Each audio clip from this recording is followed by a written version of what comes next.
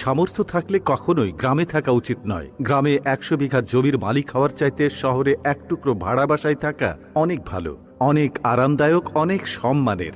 গ্রামে স্থায়ীভাবে বসবাস করাটাকে কোন সূচকে এগিয়ে রাখা যায়? আসলে এখানে বেশিরভাগ মানুষ এতটাই টক্সিক যে তারা নিজেদের ব্যক্তিগত জীবনের চাইতে আপনার জীবন নিয়ে বেশি চিন্তিত।